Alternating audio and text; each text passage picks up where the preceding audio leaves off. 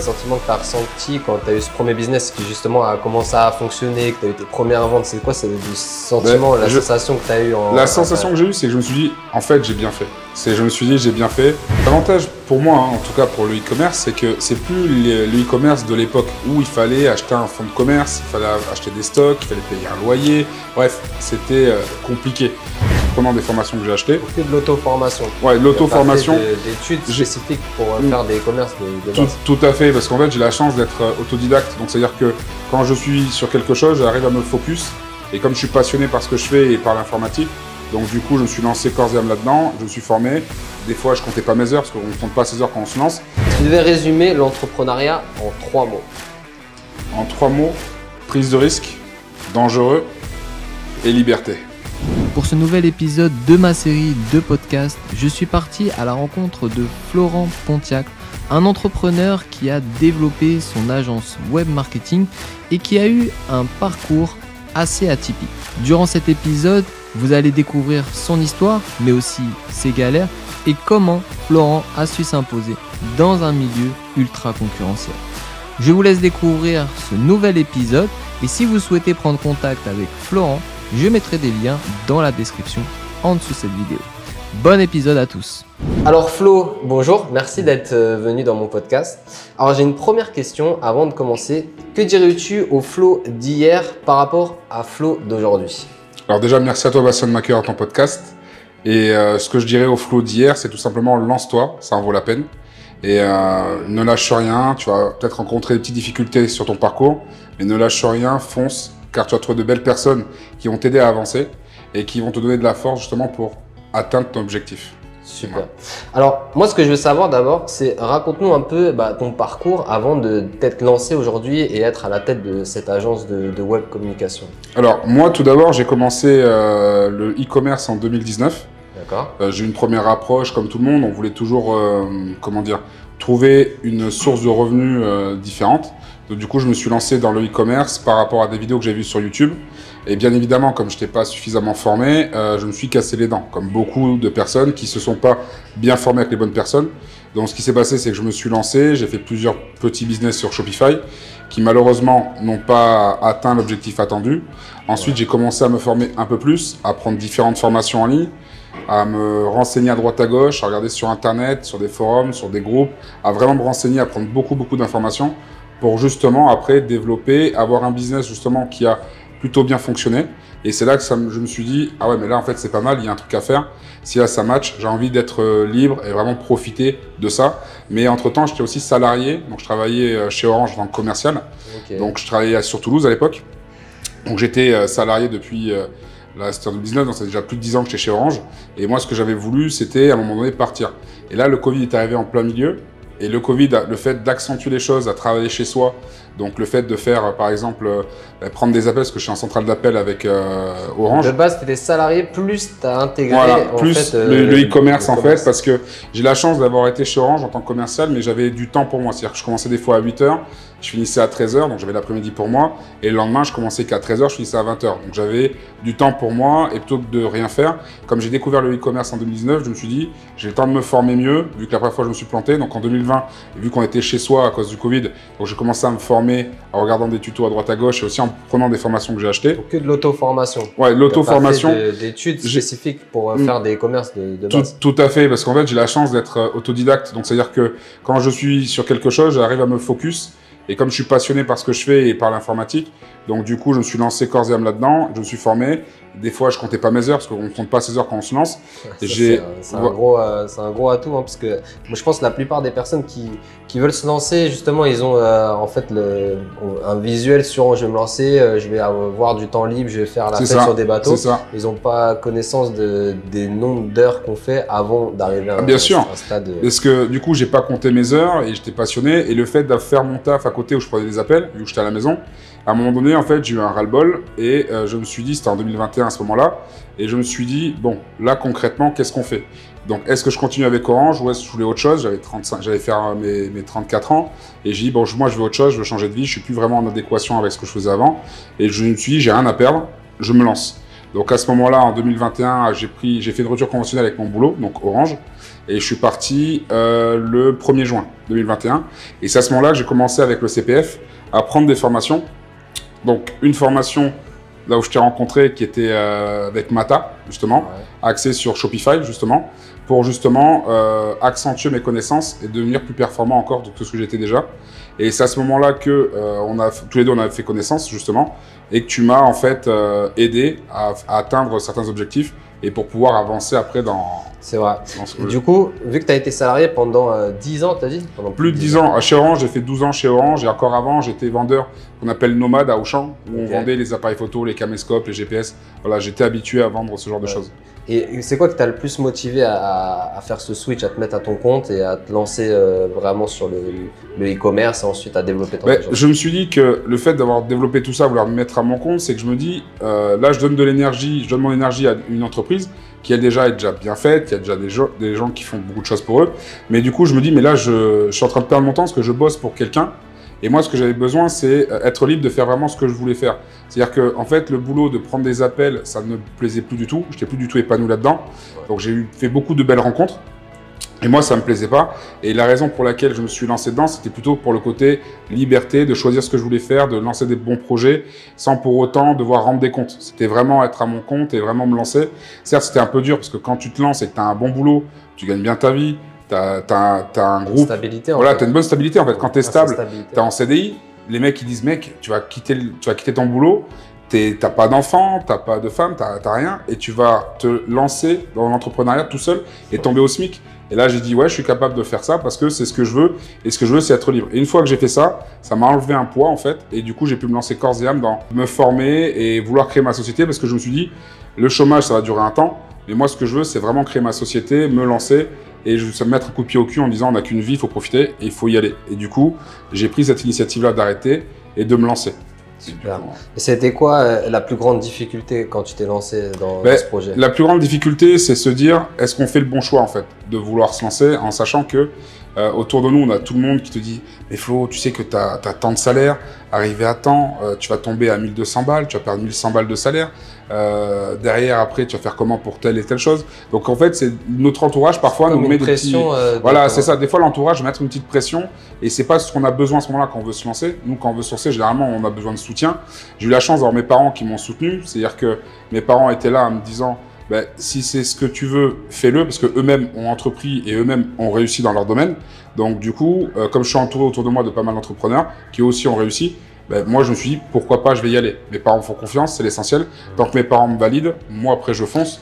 Qu'en fait, c'est plus des personnes qui étaient dans le salariat qui t'ont plus accroché en te disant non, on n'y va pas, que plutôt des personnes qui ont déjà entrepris. Tout à fait. Souvent ça, c'est... Ouais, certains ont peur parce que en fait, c'est leur propre peur à eux. Et ils ont peur en fait de ça. Après, parce que je pense que c'est des personnes qui tiennent à toi aussi et qui veulent pas non plus que du jour au lendemain, en gros, tu deviens SDF en gros. Tu vois, c'est un peu imagé, mais c'est se dire, le mec il quitte son emploi, il va se retrouver au chômage, et demain il va se lancer peut-être dans le mur, peut-être se planter, peut-être qu'il va être déçu, peut-être qu'il va être blessé, peut-être qu'il va encore sombrer. Et au contraire, moi ce que je dis souvent, c'est que pour avancer, il faut qu'on ait des échecs. Rien n'arrive sans échec. Donc après, il y a un premier échec qui arrive. C'est pour ça que dans mes business, quand j'ai commencé en 2019, j'ai eu des premiers échecs. En 2020, il y en a un qui a pété, donc j'étais content. Et après, c'est ce qui m'a convaincu que je pouvais vraiment aller là-dedans et m'axer là-dedans. D'où le fait qu'en 2021, j'ai voulu me faire certifier par rapport à certaines formations, comme le TOSA pour tout ce qui est création de sites vitrine avec WordPress. Ben, ça me permet en fait d'avoir cette légitimité de pouvoir en fait après former des gens par moi-même avec ma société. C'est quoi le sentiment que tu as ressenti quand tu as eu ce premier business qui justement a commencé à fonctionner, que tu as eu tes premières ventes? C'est quoi des sentiments, la sensation que tu as eu La sensation que j'ai eue, c'est que je me suis dit, en fait, j'ai bien fait. Je me suis dit, j'ai bien fait, j'ai fait ouf, tu vois. C'est en fait, t'es soulagé en disant, en fait, maintenant, je peux vraiment profiter. J'ai kiffé, je veux plus. C'est-à-dire que je ne me suis pas arrêté genre au premier ou deuxième contrat, c'est que j'ai voulu plus parce que je me suis dit, j'ai bien fait et j'aimerais en vivre toute ma vie. Et pourquoi pas, pardon, mon objectif c'est de grandir pour être une plus grosse agence et pourquoi pas à terme devenir international. Donc ça c'est un des objectifs que j'aimerais bien atteindre. Voilà. Ok. Et donc pourquoi avoir choisi ce secteur d'activité e-commerce, marketing digital, communication? C'est quoi qui t'a attiré dans ce domaine? Parce que toi, tu es issu d'une autre formation en fait de base initialement. Tout à fait. Moi, initialement, j'ai même un bac compta-gestion. Okay. Un truc qui n'a rien à voir avec ce domaine-là. J'ai fait bac compta-gestion. Ensuite, j'ai enchaîné IFC10. C'était une formation dans tout ce qui était la vente, blanc, brun, gris, ce qu'on appelle dans le domaine de la grande distribution. C'est vendre en fait tout ce qu'il y a dans la grande distribution, c'est-à-dire les GPS, caméscope, choses comme ça. Et après, j'ai dévié sur les centrales d'appel. J'ai fait un contrat pro par rapport à ça. J'ai fait 12 ans à Orange. Et après, j'ai fait en autodidacte tout ce qui était e-commerce. Et ce qui me plaît, c'est le côté challenge, le côté vente, le côté création. Moi, ce qui me plaît, en fait, c'est vraiment tout ce qui est création. C'est pour ça que je suis lancé dans le e-commerce par la suite. Ok. Voilà, c'est vrai que le côté de dire tu crées une marque, parce que moi, ce que j'avais vu, c'est faire un système de branding. Tout ce qui est branding, c'est ce qui me plaît. C'est-à-dire que tu crées ta marque, c'est pas genre faire du dropshipping comme faisaient les gens à l'époque. C'est vraiment créer quelque chose de concret, créer ta marque, faire en sorte que ce soit pérenne. Et créer par exemple une marque de montre. Comme ta montre. Voilà, ma montre Woody Boy, pardon. C'est la montre que j'ai créée de la marque Woody Boy. Par exemple, là, c'est une montre en bois. Donc, trouver les bons fournisseurs, faire le branding dessus, customiser les boîtes, parce que j'ai fait un packaging avec des boîtes en bambou qui étaient gravées. Bon, bref, j'ai vraiment tout fait sur cette marque-là, Woody Boy, qui existe toujours d'ailleurs. Et ensuite, c'est là que je me suis donné ce défi de réaliser d'autres marques et d'aider les gens à créer ce genre de choses. Donc, créer que des gens en fait puissent créer eux-mêmes leur propre marque, soit de vêtements, soit de bougies, que n'importe quoi, mais en leur donnant les bonnes pratiques et en leur évitant les pièges que moi j'ai subis quand j'ai commencé à me lancer dans ce domaine-là. Alors, quel est pour toi l'avantage de se lancer justement sur ce marché du e-commerce, puisque toi, tu as fait ce virage et du coup, à ton avis, quel est le plus gros avantage ou quels sont les avantages de se lancer aujourd'hui en 2023 maintenant, parce qu'on est pratiquement en 2023, sur le e-commerce, parce que c'est quand même quelque chose qui est assez concurrentiel maintenant. L'avantage pour moi, en tout cas pour le e-commerce, c'est que c'est plus le e-commerce de l'époque où il fallait acheter un fonds de commerce, il fallait acheter des stocks, il fallait payer un loyer, bref, c'était compliqué.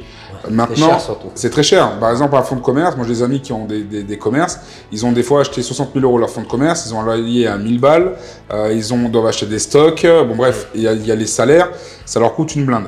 L'avantage du e-commerce, c'est que c'est du commerce en ligne. Bon, après, on connaît tous le dropshipping. On peut créer sa marque de vêtements en ligne grâce à ce qu'on appelle le print of demand. Donc, c'est un peu comme le dropshipping. La seule différence, c'est qu'on crée ses designs, ses visuels et on met à notre disposition tout un panel de produits où on colle nos visuels pour qu'après, on puisse le vendre sur notre site web.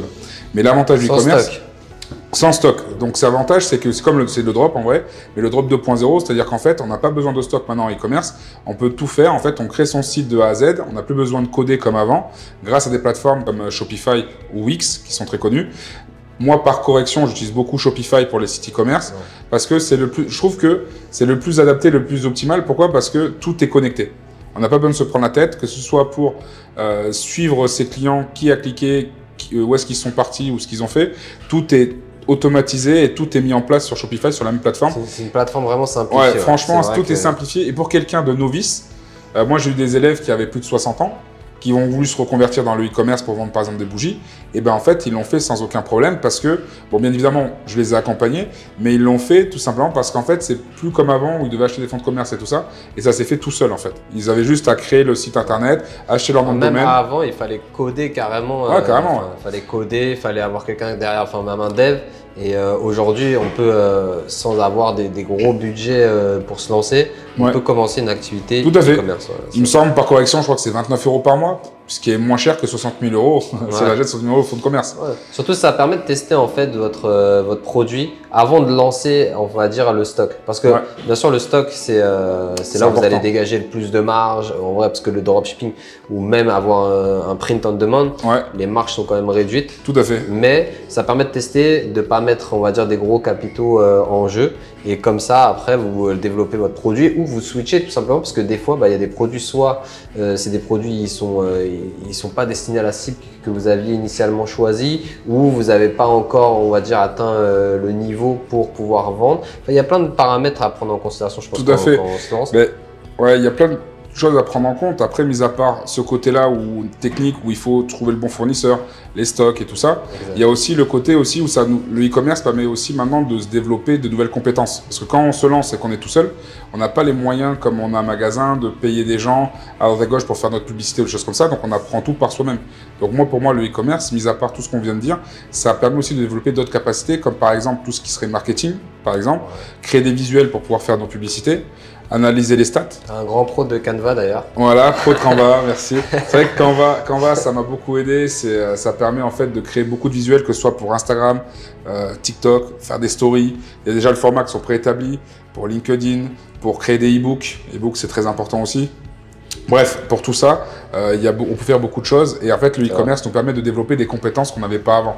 Surtout, voilà, Shopify, Canva, tous ces outils, en fait, c'est des outils qui vont vous simplifier la vie. Donc, en fait, on peut dire qu'aujourd'hui, tout le monde peut partir sur un projet entrepreneurial, même en side comme toi, un peu, hein, tu vois. Et avec tous ces outils, en fait, vous n'avez aucune raison de vous dire non, je ne peux pas. Parce que maintenant, tout est accessible, du design à la création de sites et même au montage vidéo et à la création de publicité. En fait, vous avez accès à tout. Assez facilement. Il faut prendre un peu de temps pour se former, comprendre aussi. Je pense qu'il y a une grosse partie psychologie humaine à apprendre aussi sur ça. Tout à fait. Parce que quand on veut vendre, il faut comprendre à qui on vend. Mais en fait, la technique, c'était ça qui était le plus compliqué avant aussi. Avant, en fait, il fallait faire des études, des grosses études. Et en fait, grâce à Internet, tout ce qui est YouTube, grâce à des gens qui ont pris le temps de créer des vidéos parce qu'ils ont eu des galères, des choses comme ça, comme pour toi ou moi, où on met dans nos chaînes YouTube respectives nos tips pour aider les gens à se développer tout seuls. En fait, tout ça, on l'a appris. Et en fait, par rapport à avant, il fallait faire des longues études, payer des fois des grandes écoles, alors que maintenant, il n'y a plus besoin. J'ai même vu à un moment donné, il y avait un gars sur YouTube qui balançait des tips pour Harvard. C'est-à-dire que Harvard mettait à disposition des cours. Donc, ce qui est quand même une très grosse école, et mettait ça à disposition, donc ce qui est plutôt pas mal. Donc, c'est vrai qu'Internet a beaucoup évolué, le e-commerce a beaucoup évolué, mais dans le bon sens, dans la simplicité, de pouvoir tout faire soi-même. Et des gens qui, des fois, n'ont pas les moyens de se créer un site web peuvent le faire par eux-mêmes. Ils ont des tutos de personnes comme nous qui les aidons. Après, on peut les aider bien évidemment avec des formations. Mais ce qu'il y a, c'est qu'il faut toujours se former, il faut toujours faire des choses pour faire un bon e-commerce derrière et pas lancer un produit à l'arrache. Et dès qu'il y a une difficulté, on arrête, on dit bon, c'est pas pour moi. Et le problème, c'est que si on pousse pas plus loin et on dit, parce qu'on a vu une vidéo d'un mec en mettant 5 €, il a gagné 1 million d'euros, ce qui n'est pas possible, il faut persévérer. Et des fois, ça peut ne pas marcher de suite, mais il faut pas lâcher l'affaire. Il faut. Non, après, il y a plein de paramètres à prendre en considération. Mais ce qui est intéressant, c'est qu'on n'est plus obligé d'apprendre à développer un site web, on peut le faire directement avec Shopify. On n'est plus obligé d'apprendre le design avec Canva. En 4 clics, réellement, vous pouvez faire un design pour votre Instagram. Glisser, déposer, tac, tac. Vous pouvez faire une vidéo, vous pouvez apprendre la publicité en ligne et tester un produit sur les publicités Facebook ou même sur TikTok en organique, parce que maintenant TikTok marche très bien en organique. En fait, vous avez accès à tout. Donc, c'est ça qui est intéressant. Donc, c'est pas que Flo, en fait, ce qui peut se lancer aujourd'hui, c'est un peu de tout le monde. Et en fait, ce qui va faire la différence, selon moi, c'est surtout la motivation. Et comme tu as dit au début, c'est de continuer, jamais arrêter. Tout à fait, c'est la détermination. Il y a la discipline aussi, parce que c'est sûr qu'on peut être motivé, mais si on n'a pas la discipline de mettre certaines choses en pratique et en application pour pouvoir en fait garder le bon mindset, être toujours motivé, toujours se lancer, même quand on n'a pas envie de faire un truc, il faut se discipliner en disant il faut que je le fasse, si je le fais pas, je vais prendre du retard, ça va peut-être me pénaliser pour plus tard, il faut se lancer. Le plus compliqué, je pense, c'est la discipline. Et il faut aussi réussir à s'entourer des bonnes personnes, parce que si on est tout seul là, se lancer dans un projet, des fois on n'a pas de repère réellement à qui se raccrocher en disant ah ouais, mais toi tu as fait ça, mais tu as fait comment? Et je pense que c'est bien d'avoir certains, on va dire comme des mentors en fait, qui nous permettent en fait de s'accrocher quand on voit qu'on n'arrive pas à un truc, mais que lui il a la solution ou les idées ou qui nous motive par le fait que lui il a réalisé telle ou telle chose, en disant mais ça c'est un bon délire, le mec il a un bon mindset, moi je veux faire pareil. Prendre quelqu'un par modèle, tu vois, un mentor. Ouais, je trouve que c'est important d'avoir un mentor. Ouais. Quel est le but pour toi d'un entrepreneur? C'est quoi son but réel quand il décide d'entreprendre? Est-ce que toi, c'est plus un but de liberté financière, un but de développer un projet pour aider les gens? Quel est le but réel pour toi? Moi, c'est un peu des deux. C'est-à-dire que, bien évidemment, on ne travaille pas gratuitement. D'accord? Donc, mais effectivement, j'ai envie de faire de l'argent, ça c'est sûr, mais je veux aussi profiter, avoir une bonne liberté pour pouvoir profiter de ma famille, profiter de mes amis. Et tout simplement, un truc que j'adore, c'est voyager. Donc, le fait d'être entrepreneur dans notre domaine, c'est qu'on peut travailler dans le monde entier. Donc ça, j'adore. Et faire des rencontres avec des gens, former des gens, parce que je forme aussi des gens et j'aime former les gens parce que j'aime bien en fait partager mon savoir. Et comme j'aime partager mon savoir, c'est que leur donner des tips. Par exemple, même si j'ai un coaching qui va durer un certain temps, moi, ça me dérange pas de déborder pour lui apporter beaucoup plus de contenu pour que la personne, justement, reparte contente en disant, bah, en fait, il m'a coaché, certes, j'ai payé le prix, mais derrière, je ressors grandi parce qu'il part de là, par exemple, et il part là-haut parce qu'il a eu des compétences qu'il n'avait pas avant, des endroits où il était bloqué, des choses où il a peut-être passé une semaine à trouver le problème. Et moi, en un claquement de doigts, je sais, vu que j'ai déjà eu ce problème-là, je vais l'aider à pouvoir avancer, des choses comme ça. Donc moi, j'adore partager, mais bien évidemment, j'aime aussi travailler et pouvoir profiter, gagner en fait de l'argent par rapport à mon boulot. Et pouvoir travailler n'importe où, c'est ce que je recherche aussi. Je trouve que tout entrepreneur, en réalité, cherche surtout à être libre de faire ce qu'il veut, quand il veut, où il veut, et faire plaisir à qui il veut s'il en a envie, en fait. C'est être libre de profiter de la vie, tout simplement. Tu vois, moi, je pense qu'un entrepreneur, même s'il bosse, le dire que j'ai créé une société, j'ai créé mon bébé, il a éclos, soit il s'est agrandi en grosse agence, soit il a revendu, bon, il fait ce qu'il veut, mais c'est un épanouissement en disant j'ai créé un truc. Ce truc que j'ai créé, il a explosé, il a grandi, j'aide des gens, donc c'est un truc utile parce que je vais aider des gens.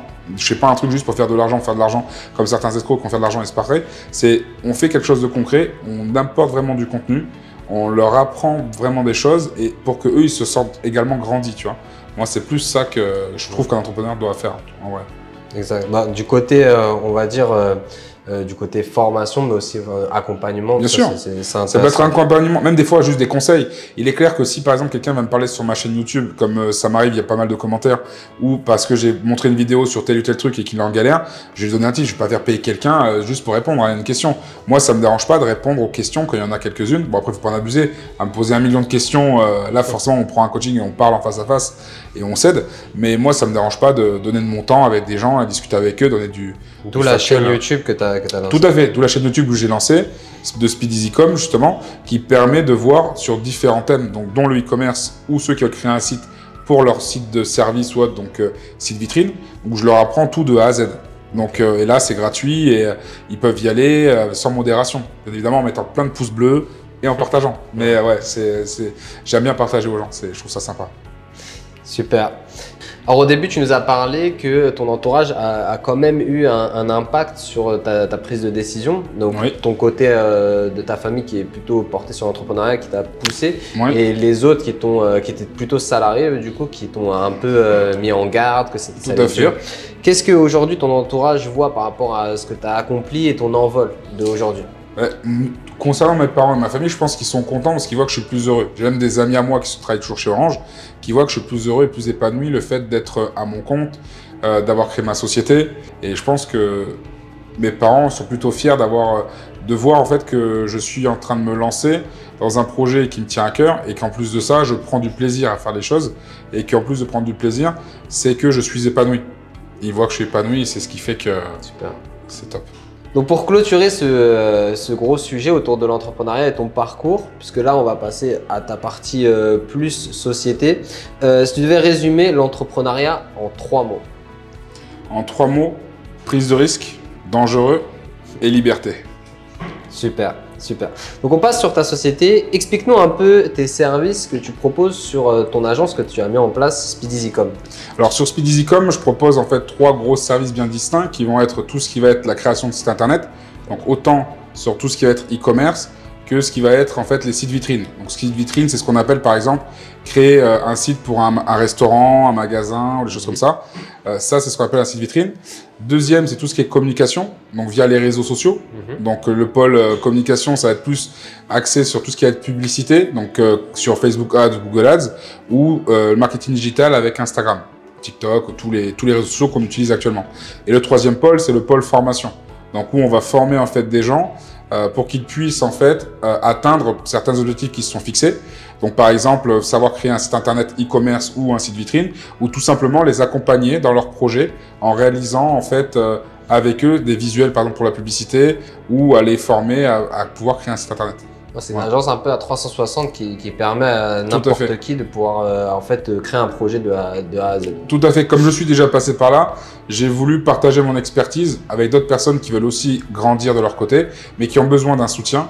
Et donc à ce moment-là, soit on leur crée leur site de A à Z, soit effectivement on les accompagne à pouvoir le réaliser par eux-mêmes. Voilà. Ok. Pour quelqu'un qui veut réaliser son site lui-même, par exemple, quelle plateforme tu conseilles, toi? Par exemple, on va prendre le premier exemple, e-commerce. Parce qu'il y a plusieurs CMS. Il y a plusieurs CMS et moi, le CMS que j'utilise pour le e-commerce, c'est avant tout en fait Shopify. Parce que en fait, au niveau de Shopify, quand on rentre après un peu plus sur le côté technique avec tout ce qu'on appelle les pixels qui permettent de suivre les clients, les choses comme ça, Shopify est vraiment très optimisé. Tout est déjà réuni sur le même, on va dire, serveur. Hein. C'est-à-dire que tout est sur Shopify. C'est-à-dire que pour tout automatiser, il y a aussi des apps qu'on peut télécharger pour pouvoir augmenter la qualité de son site pour qu'il soit plus pertinent, plus professionnel, des choses comme ça. Il y a des thèmes qui sont mis en place gratuitement ou en payant, bien évidemment, qui sont aussi plus performants pour avoir un site plus professionnel. Donc moi, si on se lance dans l'e-commerce, ce que je propose, c'est vraiment de partir sur Shopify. C'est vraiment le plus complet quand on veut pas apprendre à coder, quand on n'a pas un gros budget, parce que c'est 29 € par mois, donc ça va. On peut quand même créer un site internet tout en payant 29 € par mois et tant qu'on paye, le site est en ligne. D'accord ? Sachant que vous avez 14 jours d'essai, normalement avec Shopify, si vous avez besoin de vous former. Et franchement, c'est vraiment l'idéal pour quelqu'un qui veut se lancer dans le e-commerce. Dans le e-commerce seulement. Donc, site vitrine, c'est… alors, voilà. Et par contre, si on veut créer un site vitrine, donc site vitrine, comme par exemple, le mec, c'est un boulanger ou c'est quelqu'un qui est maçon ou n'importe. Là, à ce moment-là, moi, je partirais plutôt sur WordPress. Donc, WordPress, pour moi, est un site plus pour tout ce qu'on veut faire en sur-mesure, quand on est vraiment sur une niche bien spécifique, comme par exemple l'immobilier, si on vend des maisons, si on est dans la restauration, comme je dis, si on est dans le médical, en fait, c'est vraiment plus spécifique parce qu'on va pouvoir vraiment avoir des thèmes plus adaptés à notre niche, en fait. Et moi, pour ceux qui veulent faire ça, c'est mieux de passer sur WordPress.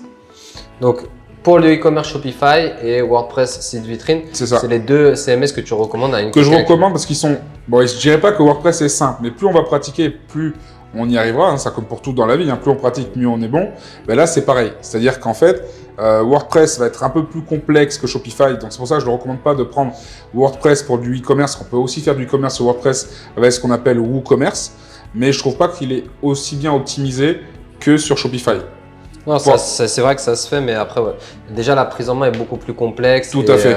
Faut définir en fait vos objectifs, je pense. Et moi, toujours ce que je dis, c'est quand on se lance, le but, c'est de réduire le temps sur l'exécution. Ouais. Donc, si on perd du temps sur WordPress déjà à se former, qui est un peu plus long, et en plus après à exécuter, qui est aussi plus long que sur Shopify, bah, au final, on perd en fait un côté de notre business à passer sur la création du site ou de la mise en place, la formation.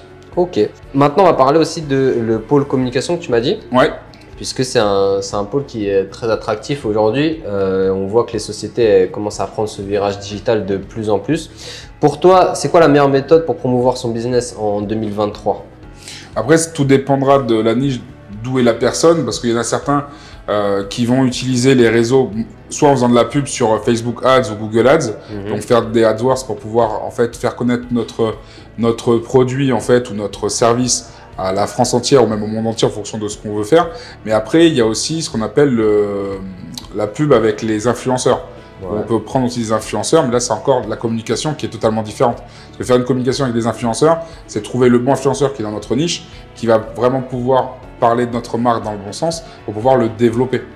Ouais. Et après, par rapport à l'autre question, il y avait l'ancienne méthode qui était celle en fait où on payait tout simplement des journaux pour apparaître dans l'Indépendant, pour apparaître sur les pages jaunes, des choses comme ça, qui malheureusement pour moi n'était pas la meilleure méthode en fait, parce qu'en fait on ne pouvait pas analyser les stats, savoir combien il y a eu de clics, combien de visiteurs il y a eu, combien de personnes ont vu notre pub, on ne pouvait pas voir le nombre d'impressions, on ne pouvait pas voir tout ça.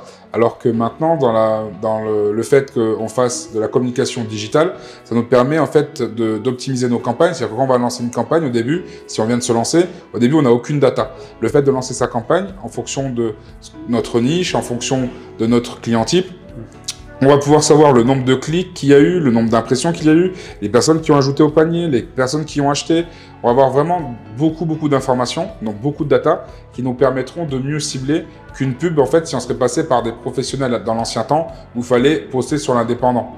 Parce qu'on va dire que grâce, en fait, aux réseaux sociaux, on a une meilleure visibilité. On peut toucher n'importe quelle personne, quelqu'un qui est dans son lit, qui vient de se réveiller le matin, il voit qu'il y a notre pub qui l'intéresse, il peut cliquer dessus. Quelqu'un qui est en train de faire à manger, il voit la pub qui qui apparaissent sur YouTube, quelqu'un qui est en train tout simplement, il est dans un avion, il y a le Wi-Fi dans les avions, il voit les pubs pendant qu'il est en train de naviguer. On nous voit partout, grâce au numérique, grâce au fait de faire des pubs en ligne, c'est qu'on peut être partout, toucher le maximum de monde, donc du coup toucher le maximum de personnes susceptibles d'acheter notre produit. Et en fait, c'est pour ça que je trouve que cette technique-là, ben en fait, c'est la plus pratique, en tout cas pour 2023, pour pouvoir toucher le maximum de monde et développer son business. C'est pour ça qu'on apprend aux gens comment faire. C'est le plus simple à mettre en place. C'est le plus simple. Après, c'est simple à mettre en place. En fait, si tu veux, je pense qu'en réalité, tout le monde peut faire en vrai de la publicité. Par contre, la chose la plus compliquée, c'est d'analyser la data pour l'optimiser. Là, c'est plus compliqué parce que tout le monde, en fait, quand on va les coacher, je dis « Ah, mais en fait, tu fais juste ça, c'est 2-3 clics, tu mets ci, tu mets ça. » Mais ce qu'ils ne voient pas derrière, c'est le travail de fond où il faut analyser les stats, voir pourquoi ça n'a pas cliqué, voir pourquoi ta visuel, il n'est pas bon, analyser la couleur, peut-être qu'elle n'est pas bon. Vraiment, tout analyser, c'est vraiment un travail, certes, de fourmi, mais qui après va lui permettre de lui gagner du temps parce qu'après, il n'aura plus qu'à dupliquer et après à renvoyer aux clients qui ont déjà été, qui ont aimé, par exemple, qui ont mis un like, mais qui n'ont pas acheté. Donc, c'est savoir pourquoi. Déjà, s'ils ont cliqué dessus et qu'ils sont allés voir sur le site, c'est que ça leur a plu. Il y a forcément un truc qui fait que ça n'a pas matché pour qu'ils ne l'achètent pas. Ça peut être le budget, ça peut être la couleur, le produit, bref, pour tout optimiser. Et c'est vrai que je pense que c'est très important pour 2023 de se faire accompagner pour pouvoir atteindre des bons objectifs et de se faire accompagner pour ça. C'est vrai que la communication digitale, elle est accessible à tous en vrai, elle est très facile à avoir, mais ça a créé on va dire ce côté un peu professionnel de médias buyers ou de personnes qui se lancent. Ils disent ouais, la publicité c'est facile et puis après ils lancent 10, 15, 20, 30 euros et puis ils disent ah non ça marche pas. Alors qu'en fait ils n'ont pas du tout cette expérience et cette expertise pour analyser les retours. C'est ça. Et c'est ça le plus, on va dire, le plus compliqué dans le media buying quand on veut diffuser sur les différentes plateformes. Donc marketing digital pour toi c'est, on va dire, la meilleure méthode pour promouvoir son business en 2023. Pour moi oui, parce que le Covid a fait remarquer une chose, c'est que les gens du coup ont commandé de plus en plus sur Internet. Les gens sont de plus en plus sur Internet, que ce soit sur les réseaux sociaux, que ce soit à regarder des trucs sur Netflix, bref, ils sont tout le temps sur leur portable, tablette, YouTube, n'importe où. Et le fait de faire de la publicité en digital permet de toucher tous les supports. Maintenant, tout le monde a, même les enfants, bon c'est pas bien, mais même des enfants de 5 ans ont une tablette. Donc ce que je veux dire, c'est que les gens ont des portables, ont des tablettes, ont des ordinateurs, ont des télés connectés, même sur les consoles, ils ont YouTube, et sur YouTube, on peut avoir des vidéos. Donc les gens ont des écrans de partout. Donc en gros, autant aller sur le digital que plutôt d'aller sur un truc qui est du papier, sur l'indépendant. Et même l'indépendant, maintenant les mecs, ils ont même les bouquins, je crois que c'était, il y a des bouquins maintenant qui sont en numérique. Donc, ce que je veux dire, c'est que même dessus, on peut avoir de la publicité. Donc, les médias traditionnels, on va dire, ils sont parfois intéressants pour certains secteurs d'activité, mais il n'y a pas ce côté mesure en fait derrière qui est vraiment un gros problème de mon point de vue. Que ça soit newspaper, enfin les journaux, que ça soit la télé, même la télé, parce que faire un placement télé, ça peut être vraiment quelque chose qui peut être avantageux, mais déjà les coûts sont plus chers, sont très très très élevés, et en plus on peut pas mesurer réellement l'impact derrière. Alors que là, si vous lancez une pub sur le digital, mais vous pouvez savoir combien de personnes sont venues sur votre site, combien de personnes ont regardé quelle page, et en fait vous pouvez vraiment après analyser et comprendre votre marché. C'est ça qui est intéressant, surtout quand on se lance, je pense, surtout quand on se lance. Oui, parce qu'au moins tu as les meilleures data, et en fait je pense que le fait de tout analyser, prendre son temps pour analyser vraiment et faire les choses bien, d'un, ça va te monter en compétence, de deux, ça va pouvoir optimiser ta publicité et moins perdre d'argent, parce qu'au début forcément tu vas te lancer, tu n'as jamais fait de pub, tu vas perdre de l'argent parce que tu as mal optimisé les choses, sauf si tu te fais accompagner dès le départ. Si tu te fais accompagner, la personne va amener son expertise, c'est-à-dire que tu fais comme ci, tu fais comme ça. Par contre, au début, comme on ne sait pas quel est ton produit gagnant, tu seras obligé à un moment donné de cibler et faire certaines techniques pour justement savoir quelle personne est intéressée. Et après, analyser tes impressions, analyser… par exemple, toi, tu vas dire ton client de rêve, moi je veux que mes clients qui m'achètent, c'est les gens de 25 à 35 ans, et pourtant tu vas voir que ton produit il va intéresser que les mecs qui ont plus de 45 ans, tu vois. Et du coup, tu dois revoir ta stratégie parce que c'est pas la même chose. Donc tout ça, en fait, tu as besoin d'être accompagné et tu as besoin de le faire en marketing. C'est vrai qu'on a souvent des pensées et il n'y a que les chiffres qui nous disent la vérité au final. C'est vrai, ça. Les chiffres ne mentent jamais.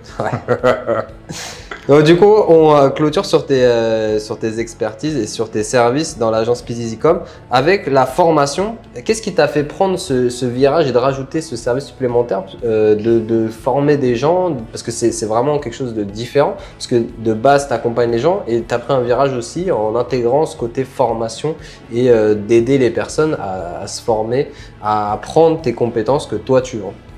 En fait, si tu veux, c'est que quand j'ai quitté mon entreprise Orange en 2021, j'ai commencé à faire avec le CPF des formations, dont une formation sur Shopify et WordPress, donc c'était pour passer mon TOSA. Et après, avec Shopify, c'était avec Mata, qui me proposait en fait une formation où j'ai eu la chance de pouvoir te rencontrer du coup. Et c'est là qu'en fait, en te rencontrant, en fait, c'est que j'ai vu quand tu es à peu près sur la même longueur d'onde, tu as bien vu que quand moi je me suis lancé, je connaissais déjà Shopify, j'ai pas mis un mois pour faire le site qu'on avait prévu de faire. En 48 heures, je l'avais fait. Et après, tu m'as aidé à l'optimiser. Parce que quand on prend le site à l'époque où j'avais fait au départ et maintenant comment il est, il y a une grosse évolution sur Woody Boy. Ça a beaucoup évolué. Et du coup, ce qu'il y a, c'est que de par ça, c'est que tu m'as fait confiance. C'est qu'à un moment donné, Mata t'a dit, est-ce que tu connais quelqu'un de confiance qui pourrait nous aider pour la formation sur Shopify? Et à ce moment-là, tu as sorti mon nom. De par ce que tu avais déjà analysé avec moi et de par ma motivation, tu m'as dit, il y a Flo qui est chaud patate pour ça, si tu veux. Et là, à ce moment-là, Alex a pris contact avec moi, on s'est mis ensemble, on a bossé ensemble. On a fait justement la première formation ensemble en janvier 2022, où on a eu quand même 8 élèves qu'on a dû gérer de tout âge. Je crois qu'on a le plus jeune avait 23 ans et le plus vieux avait plus de 60 ans. Donc l'avantage, c'est que quand on a commencé cette formation où il y avait 8 élèves, où on a pu vraiment répondre à toutes les questions, c'était pas mal. Et en fait, le fait d'avoir eu cette première formation, cette première expérience dedans, de former des gens, ça m'a donné envie de faire plus. Je me dis, mais en fait, je suis utile, tu vois, c'est-à-dire que je vais aider vraiment des gens à atteindre leurs objectifs, ou au moins les aider à comprendre mieux ce qu'ils sont en train de faire. Et en fait, ça m'a donné envie de continuer. Mata m'a fait confiance, me fait toujours confiance jusqu'à présent. Et en fait, je forme les gens sur Shopify. Donc, pour Mata et pour moi-même, pour Speed Easycom également. Donc, on forme des gens pour justement qu'ils atteignent leurs objectifs et leurs attentes de liberté. Ou en tout cas, les aider à concrétiser leurs projets, ou par exemple se rendre compte que c'est pas aussi simple que ça, qu'une vidéo sur YouTube, ça y est, je vais devenir millionnaire parce que j'ai créé un site dans telle niche. Non, tout se vend en réalité, parce que moi je pars du principe que des fois il y a des gens qui vont vous dire non mais en fait celle-là c'est le produit gagnant, machin truc. Quand je regarde sur internet, quand je regarde dans la vie de tous les jours, en réalité il n'y a pas forcément de produit gagnant, ça va être une question de marketing pour moi je pense. C'est marketing, ouais. Parce que quand je reprends un exemple très simple, on prend du papier toilette. Tout le monde l'utilise. Et pourtant, les mecs qui vendent du papier toilette font des millions. Pourtant, c'est du papier toilette. Et les mecs vont pas penser à le vendre. Tout autant qu'un mec qui va vendre des vêtements, qui va vendre des bracelets, des montres ou n'importe quoi, ou des bijoux. Mais tout peut se vendre. La seule chose qui va faire la différence, c'est tout ce qui est marketing. C'est l'offre marketing et le budget, bien sûr. Parce que c'est sûr que si tu as un budget de 5 €, tu vas moins faire d'argent qu'un mec qui a un budget de 200 € par jour, forcément. Mais c'est l'offre marketing. Voilà. Comment tu vas t'exposer, c'est sûr. Après, il y a aussi des recherches organiques. Après, il y a des techniques différentes qui existent, tu vois. Parce que là, on parle du SEA dans tout ce qui est payant. Mais après, tu as le SEO aussi, tu vois, tout ce qui est avec des systèmes de mots-clés. Ça, les gens, ils prennent pas conscience de ça parce qu'il y a ce phénomène, je pense, on veut faire de l'argent vite et facilement. C'est ça. Ils se prennent pas la tête de faire la recherche. C'est que, en réalité, tu peux tout vendre. Mais le problème, c'est que déjà, si tu vends un produit qui s'est jamais vendu de sa vie, où il y a rien, le vend pas. C'est-à-dire que la roue, on la réinvente pas. Donc, ça sert à rien de. Sauf si tu as un brevet d'inventeur, tu as inventé un produit, tu as gagné, je crois qu'il y a une médaille que tu gagnes quand tu. Voilà. Si tu as gagné ça, ok, lance ton produit. Mais si tu n'as pas gagné de concours, tu n'as rien fait, ne te lance pas dans un produit que personne n'a jamais vu, tu vois. Ouais, c'est risqué. C'est risqué parce que si encore tu as la nouvelle chose, mais derrière, c'est que tu as les finances, parce que derrière, si personne ne te connaît, il va falloir que tu inondes les ondes avec du budget marketing énorme pour que les gens voient ton produit. J'avais lu une fois quelque chose qui disait que c'est en voyant 7 fois un produit qu'on se met à acheter. Minimum. Voilà, c'est la répétition qui fait les choses. Donc après, ça veut dire aussi que quand tu te lances et que tu as un budget peu importe ta niche, il faut que tu fasses de la pub. C'est pas juste en faisant une pub pendant une semaine, tu fais putain, j'ai rien vendu. Non, tu le fais sur 1 mois, 2 mois, ça va te ramener de la data. Cette data-là, après, tu la réoptimises et après, voilà, en avant. Souvent, ce qu'on voit avec les élèves, c'est directement, ils ont l'impression qu'ils perdent leur argent alors que quand on a un business, de toute manière, faut injecter de l'argent au quotidien, il faut se définir un budget et puis dire voilà, pendant 6 mois, j'ai un budget on va prendre 1000 €, mais je vais mettre tous les mois 1000 €, 1000 €, 1000 € 1000 € pendant 6 mois, même si ça ne vend pas, et je continue. Et en fait, c'est après les 6 mois que peut-être vous allez commencer à avoir vos premières ventes et sur 1 an, 2 ans, vous allez retrouver les 1000 € que vous avez injectés par mois. En fait, c'est comme ça qu'il faut voir le business. Ouais, c'est un investissement. Quand on voit maintenant, en fait, ça c'est le problème de toutes les personnes qui ont voulu vendre de la formation en disant ouais, vous allez faire de l'argent rapidement, facilement, il y a juste à faire ça, il y a juste à mettre ça. En fait, c'est vrai qu'il y a eu un moment où c'était plus simple parce qu'il y avait moins de concurrence. Maintenant, sur l'e-commerce, il y a beaucoup plus de concurrence et il faut retrouver les bases du commerce, mais en format e-commerce, c'est-à-dire retravailler son produit, faire un bon branding, retravailler son audience et en fait trouver le besoin et rajouter cette plus-value que les gens ont sur votre produit et d'avoir une valeur perçue unique que d'autres personnes n'ont pas. Tout à fait. C'est ça. C'est ça. Est-ce que tu as un exemple d'un success story de quelqu'un que tu as accompagné, par exemple, quelque chose qui t'a rendu fier d'une étudiante qui t'a accompagné, Moi, j'ai une élève que j'ai accompagnée, petite dédicace à elle si elle me voit, mais en fait, elle avait, sa mère était dans un domaine de création de bijoux, par exemple. Elle était dans une création de bijoux et son père, lui, c'était tout ce qui était horlogerie. Et en fait, ils avaient déjà un magasin physique. Mais en fait, elle voulait créer en fait un site internet parce qu'il voulait rechanger, restructurer la chose. Elle voulait vraiment créer un site internet sympa. Et du coup, elle hésitait avec le nom. Je dis, ben, appelle-le Maison Gauger. Ça fait très classe. Vu que ta mère, en plus, elle est créatrice de bijoux, ça va carrément dans votre truc, tu vois. Okay. Et en fait, elle s'est lancée dedans. Et le petit truc qui était cool, elle m'a envoyé la photo il n'y a pas longtemps, c'est que bon, il y a le site internet qui s'appelle Maison Gauger où elle fait les bijoux de créateurs, du coup, de créatrice. Et dans un centre commercial, elle a justement créer sa boutique qui s'appelle Maison Gauger, tu vois. Et là, j'étais fier, tu vois. Je me dis, ah ouais, quand même, l'élève, elle a percé, elle a fait un truc de dingue. Et quand tu sais que tu as aidé en fait, la personne à accomplir ce truc-là, même si je ne l'ai pas aidé physiquement à créer les bijoux, mais ce que je veux dire, c'est que à apporter le nom, à aider à customiser le site, à donner les bonnes pratiques, les techniques et tout ça, et je me rends compte qu'elle a tout explosé, tu vois. Et j'étais très content de ça, tu vois. C'est super. Franchement, ça, quand on a des success stories avec des personnes qu'on a accompagnées, c'est vraiment quelque chose qui te motive encore plus à aider plus de monde. Parce que en vrai, la différence des personnes qui vont réussir, c'est déjà leur motivation et puis aussi l'accompagnement que toi t'apportes. Ça leur permet d'aller encore plus loin que ce qu'ils auraient peut-être pu faire ou qu'ils auraient dû faire. Donc c'est vrai que c'est gratifiant de se dire, ben voilà, il y a une élève, en plus on est encore en contact, et c'est là qu'elle m'a envoyé la photo et je me dis, c'est pas mal parce que c'est quelqu'un qui t'a écouté, qui a fait ce qu'il fallait et qui en t'écoutant, en fait, elle s'est développée, tu vois, et ça a permis de grandir le truc et franchement, je suis fier d'elle et je trouve ça top. Super. Donc, pour finaliser sur l'entreprise de SpeedEasyCom, si vous avez besoin d'un site internet, qui soit vitrine ou e-commerce, tout à fait. Si vous avez besoin d'un accompagnement sur la communication digitale et si vous avez envie d'avoir un accompagnement de Flo, eh bien, vous pouvez le contacter. Je mettrai un lien de son site internet juste en dessous de la vidéo. Voilà. Ok. On a vraiment eu un bon échange. Je pense qu'on a fait un peu le tour. J'ai une dernière question pour toi, pour finaliser. Qu'est-ce que tu dirais au Florian du futur et qu'est-ce qui serait pour toi le plus grand succès dans ton chemin d'entrepreneur?